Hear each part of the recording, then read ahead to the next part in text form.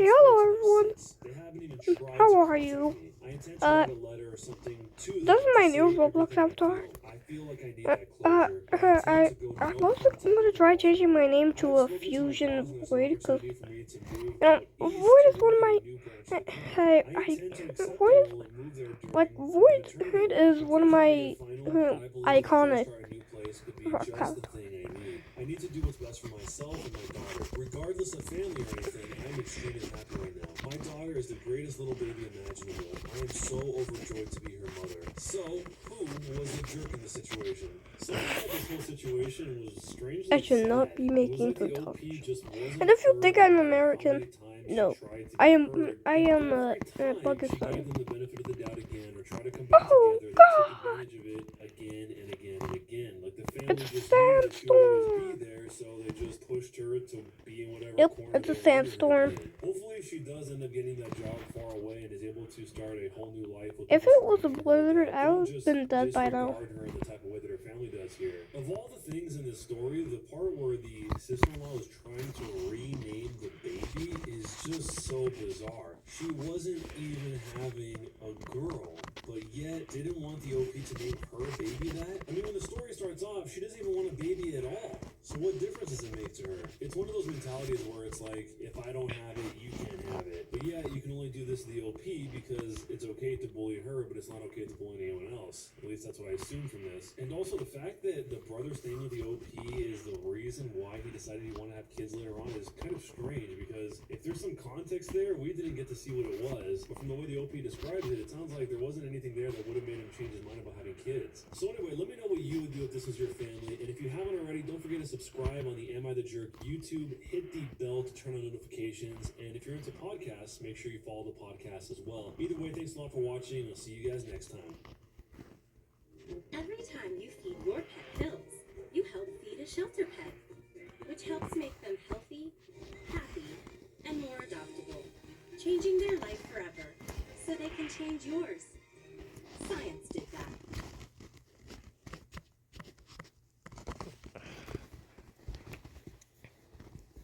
A Karen buys the property next to my family's house and tries to destroy our orchard and cut off my cat's tail. So I destroy her life and cause her to lose that property along with $437,000 worth of debt. Here is how I got my sweet revenge. My great-grandparents planted an orchard. It is now at least 120 years old. My grandparents and my parents were really proud of the peach trees growing in it and did their best to keep them in good health and well. We always threw a big party when the peaches were ready to be harvested and invited all of our friends and neighbors to it. I love those parties. The neighbors on the property to the south of our orchard were particularly fond of our peaches. They were a bunch of fine old people, and me and the old man Sam were pretty good friends. He taught me a lot about woodworking with hand tools only, and we had some great evenings in his workshop, and we finished many a good whiskeys in there together. In return, he got a lot of fine peaches, marmalade, homemade peach liqueur, etc.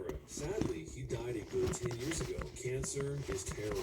His wife followed soon after. Many suspected it was of a broken heart. They had no kids, so all of their property was left to the state, except his tools and his whiskey collection, which he had gifted me a few weeks before he died. In comes Karen. The name speaks for itself. The haircut, the attitude, the overall jerk personality, the whole deal. She bought the property off my late neighbors. We hadn't had the kind of money to buy it at the time, as we met some dire straits the years before, and all of our savings were gone. The first thing she did before she actually moved in was go around and make demands of the neighbors on the surrounding properties. When it was finally our turn to listen to her gibberish, she told us that we needed to remove half of the trees as the leaves were blowing onto our property. Oh wait, I forgot I was recording. That we won't comply to her demands as the orchard is Screw with family heritage / What tradition has Roblox and become? has been for at least 120 years. She was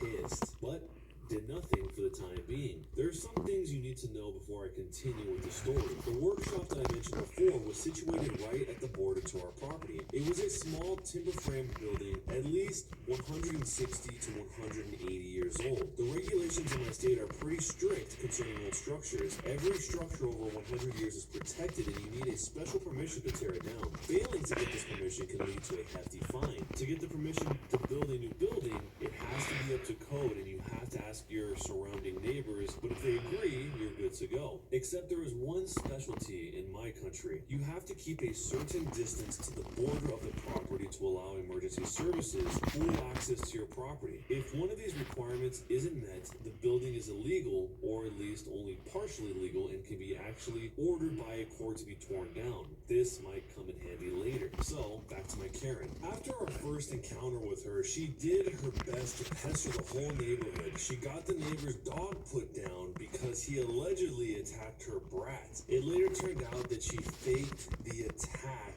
that got the neighbor's dog put down. This dog was the sweetest and most innocent dog you could imagine. A Bernese mountain dog. Big, but a real teddy bear. Anyway, she later got us to stop doing our annual peach parties as she called the police every time for various reasons. Noise complaints, we had a band playing there in the afternoon, arson, we lit a fire in a designated fire pit in the middle of our property. She called the ATF on us for allegedly making moonshine. My dad had a license to distill for our own consumption. In short, she was a real pain in the butt. And after 3 years, we decided it wasn't worth it to deal with various officers and law enforcement agencies every time we threw a party, and we decided to quit. After she had reached this goal, she resorted to pestering us to remove the orchard. We didn't cave in, and some of our things started getting really fishy. Somehow, the tires of our trucks got slashed, eggs got thrown on our farmhouse, our cat disappeared, and resurfaced days later in rough condition. It looked like somebody had tried to cut off his tail. Don't worry, he healed up completely, but